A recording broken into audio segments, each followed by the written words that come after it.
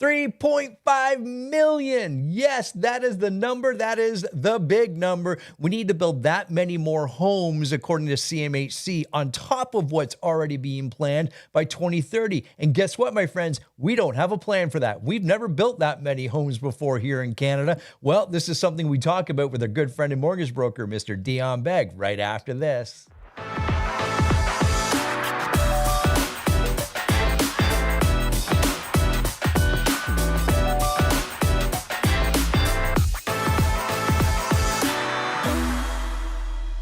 Yes, my friends, I am here with our favorite mortgage broker in all of the land, Mr. Dion Begg. How you doing, my man?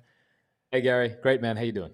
Excellent, excellent. We just had probably one of our best conversations ever. Then we realized we got to hit record. We're doing a little show prep. Yes. We're like, just hit record, you know? It's all good. It's all good. I know you were just at a big real estate event in Niagara Falls. Why don't you share a little bit about your experience there? Yeah, it was 3 days of amazing content from industry leaders. Some of the big takeaways for me are the developments that we're having in artificial intelligence, and the fact that we must use it for good, not for evil. But yeah, it was a lot of information out there, a lot of really competent realtors willing to, I guess, what we call sharpen their axe. They're there learning from other professionals who are at the top of their game. And getting all the info that's going to help them guide their clients in the unknown that is ahead. But mostly the feeling is our roles as professionals in this industry is really just to provide education to help guide our clients, right, to the right solution for them, especially when the market is where it is. But yeah, some interesting predictions were made there, and I'm happy to say mostly the predictions were positive. In that, maybe we are in fact reaching the end of this rate cycle. Maybe the Bank of Canada has done enough. The economic reporting coming out right now suggests that the Canadian consumer is hurting. We've spoken about this many times already, and I think that it will have the black and white evidence in government reports that would justify at least a pause for the foreseeable future. But you know what? Between now and December 6th, which is the next announcement, something in the world could always change, right. Which then impacts that. But as we're going right now, it looks like we're on a path for some level of stability. Well, that is good news. And in some of the, let me rephrase this a little bit, because I know we've been kind of like beating our own drum in a sense, or we sound like a broken record, and there's a lot of things that has to happen. And one of those things, and you were just sharing with me some of the information that you shared with them on stage when you were there, the lack of housing. And we already know that we don't have enough housing, especially for all the people that currently live here, let alone the people that are immigrating to Canada. And we need immigration in Canada. We'll talk about why that's so important, perhaps in our next video. It is desperately important for the growth of Canada and for you as a Canadian. But so maybe, Gary, what I can do is I can share some of these slides that I was referring to. Let's do that. Relates to housing supply and where we are sitting right now. So this particular chart, what it shows is population is the blue line, and the red line is housing completions. And so let's follow this blue line in particular in these last couple of years over here. You can see in 2020 down to 21, we had this massive drop in immigration. And quite simply, that's because airports were closed. People can't get into your country if they can't get on a plane that will land in your country. And so that's the reason for that really strange drop off there, but not so strange once you understand why. And then what's happened in the year and a half since is that we should have been here, and we've made up for it, and we've effectively collected all the people into our country that should have come in the previous years. So that pretty much makes sense. It's a little less dramatic now once you understand that. But as we overlay the housing completions to actual population growth, right? So you can always see this goes all the way back to 1980, by the way. So what you can see here is there's always been some level of a gap, right? We've had this population sort of on the upward trend, but housing completions, can you see that number there, Gary? What that number is? Yeah, 200,000. Yeah. So we've pretty much hovered above and below this sort of 200,000 mark for the last 40-something years, okay? So that's where we're at, and that level of gap has somewhat been okay, except in here we go, from 2015 onwards, that trajectory is where we've really sort of broken out in population versus completion. We would have hoped that completions would have sort of stepped its game up around here to maybe 300,000 versus, say, the 600,000 here. The gap wasn't made up for. Okay, so that's one thing that I want to point out. If we just jump now to the next slide here, which is CMHC's own report saying that between now and the year 2030, we need 3.45 million more homes, okay, in Canada. And let's do the math, Gary. I'm not a math whiz, but let's call it 3.5 million to make the math simple. 3.5 million, we've got less than 7 years to get there. So how many houses do we need per year, Gary? A lot more than what we're doing right now. The math is 3.5 divided 7 is 500,000. Okay? We need 500,000 homes per year. Not once in the last 40 years have we produced more than around 250,000 new completions. So we're basically looking to more than double our best year ever every year for the next 7 years in a row. Yeah. And let's talk about how that relates to what you're seeing in the market, Gary, with developers and projects being pulled. What have you been seeing in your market? Well, and that's just it. We're seeing developers hang on to projects. We're seeing developers even not commit to projects after deposits have already been placed. I can think of one neighborhood here in Stouffville where I live. Close to 400 properties, homes that were going to be built, got shelved. And right. and that has an important context, of course, to the growth of any local community. Why is that happening? Well, it's there's various reasons. Of course, it's the state of the economy, the cost of what it takes to develop a single unit has exponentially grown over the last 36 months, right? And the profitability. And I know you've got a chart here to kind of show not necessarily the profitability, but a very visual chart to share with us where developers make the most money. Yeah, so look, developers are business people. And what business people do is they go to where they're going to receive the most profit. And government policy and housing demand has sent them to build at two ends of the spectrum, right? One is what I would call the sort of McMansion, right? Mm-hmm. The 4,000 square foot home in the suburbs that is, accommodating generally, middle to upper end incomes, right? And they've been selling quite well over the last decade or so. At the other end of the spectrum, of course, we have our high-rise condominiums.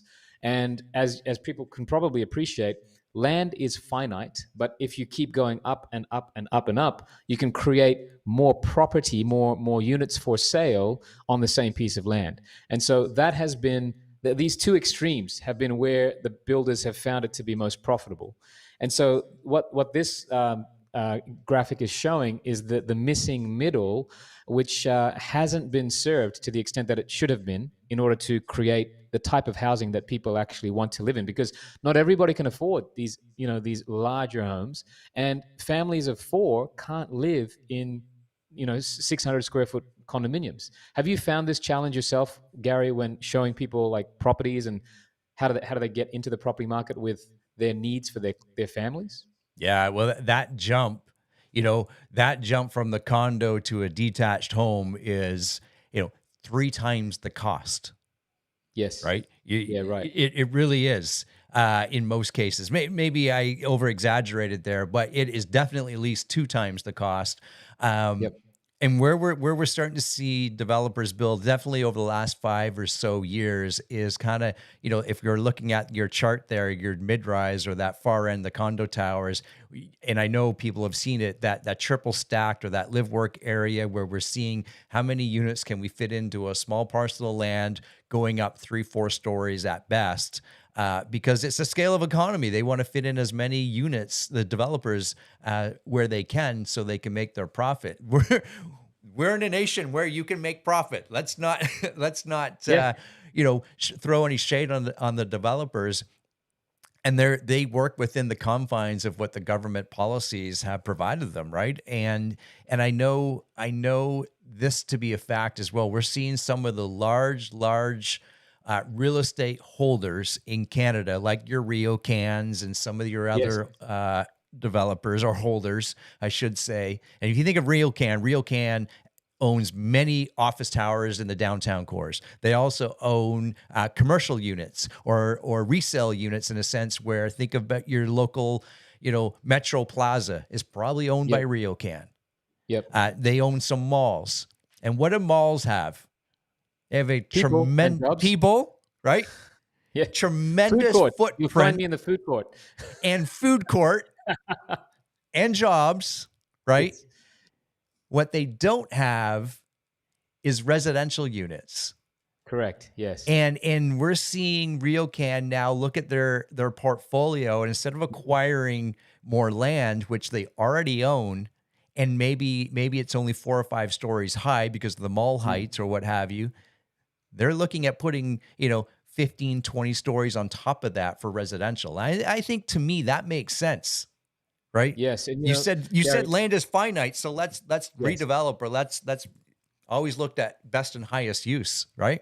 Yeah, and I think what is happening at the government level is they have really made a big push for higher density development near hubs of transportation, right? Mm. And so RioCan, because of where they're located, are oftentimes near these hubs of transport, be it the GO train, the TTC, or whatever it might be.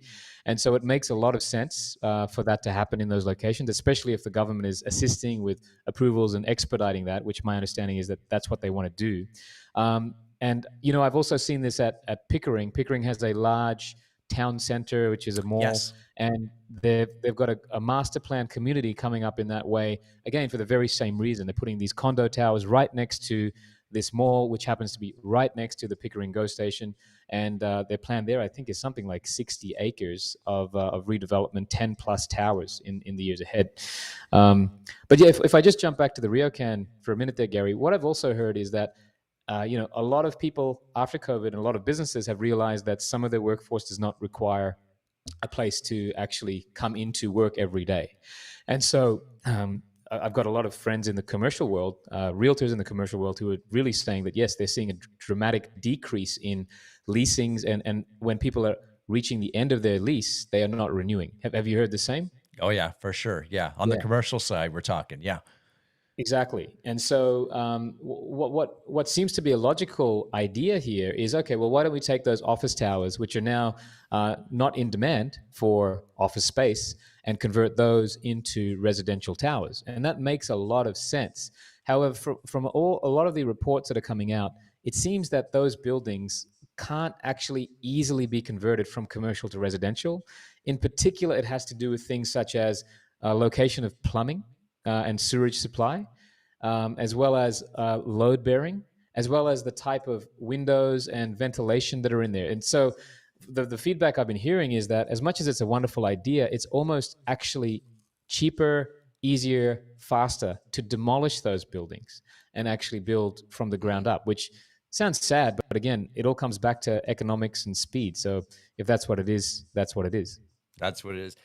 Okay, let's move ahead. And I know you and I have talked about in the past, it'd be great if we can create some roundtables for not only some of our local elected officials, but also at the highest level. And I know over the last couple of weeks, the mortgage professionals had been invited or were invited to go to Ottawa. Share with us a little bit about that. Yeah, correct. So a couple of weeks ago, you and I spoke about the Mortgage Professionals Canada, which is the body that represents the mortgage industry. Went to Ottawa and put forward some ideas. And just this past week, some industry players went as well, and they put forward 2 big ideas.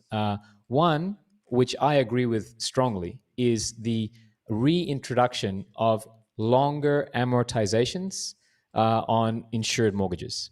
And so just to recap, right now, if you're a first-time home buyer, let's say, and you're trying to buy your first home with less than 20% down, then your longest amortization available to you is 25 years. Okay. Whereas if you had the ability to put 20% down, then you get access to a 30-year amortization, which means lower payments and therefore your ability to buy a slightly more expensive property. Okay. Now, what is evident is that first-time home buyers are finding affordability a major issue.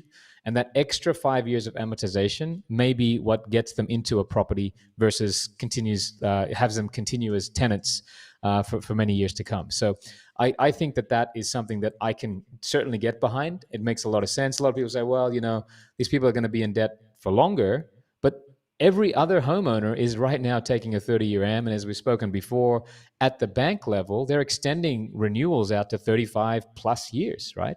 So I think that this would be a way to make things fairer for the first-time home buyer or those with less than 20% down. So that's a big one. Yeah. Um, the other one, which I know will light a fire because it's controversial, is the idea of the elimination of Airbnb and short-term rental nationwide. Right? Do you have any clients who rent short-term Airbnb type thing, Gary? Yeah, I have a few, none that I worked with personally. I have a few colleagues that obviously went and bought cottages and things like Yes. that, Yep. and they use Airbnb or short-term rentals to help Right. pay for that Yeah. property. And I know where you're going with this, and I got some thoughts on both sides of the Okay. fence, if you will. Yeah. Yeah. So, I mean, the logic here is if we eliminate short term rental, then every rental unit is now long term rental, which means there is more supply for the regular Canadian tenant, which makes some sense as well. How does that impact, yeah, so let me just state that and I'll take your thoughts. I have mine too. Well played. Well played. Okay. So here's my ideas. When I first heard that, eliminate it across the board, I'm like, yeah, I can get behind that. And Yep. then you think about it, right? Then you think about it and you're like, hang on a second. You're asking one Canadian resident to forfeit money, to lose money, so another Canadian resident can own a home. Right. So it's like, Or live in a home rather as a live in tenant a at a home. lower rental rate, maybe. Fair enough. It's fair enough. So Yeah. it's like, stealing Paul to give to Mary, taking money out of one pocket to put into another. Okay, okay. Um, and then I thought to myself as well as, obviously for like the cottage industry, it makes sense to have some short-term rentals there and, I think and so. that Yeah. type of thing. I think I that makes get sense. that. The other piece is there are cities, small towns that just simply do not have the resources for, hotels and everything that goes along with that. So Yep. I get it. I get it. Um, I think though in the major Mhm. city centers, Yes. you can make a strong case to eliminate it. And I know some big cities in North America have already done that. Yeah, yeah. And I think that uh, selectively, exactly what you said there, selectively, strategically, it might make sense based on geographic location and population, all of those things as they relate to each other. But the other thing too, Gary, is that you and I both know that uh, when policies change, investors change, right? They just follow policy. So if ultimately it becomes less attractive to buy that unit, and the only way you can buy that unit is to make it a long-term rental, then you might have investors just choosing to sit on the sidelines. And so then what happens? What happens there is, who's going to make up for the provision of that? Is the government going to give incentives to builders to hold these as long-term rentals themselves? I know that they've done that in the form of reduction in HST, which encourages those builders to build those purpose-built buildings. But on already existing structures, could they retroactively apply it in some way?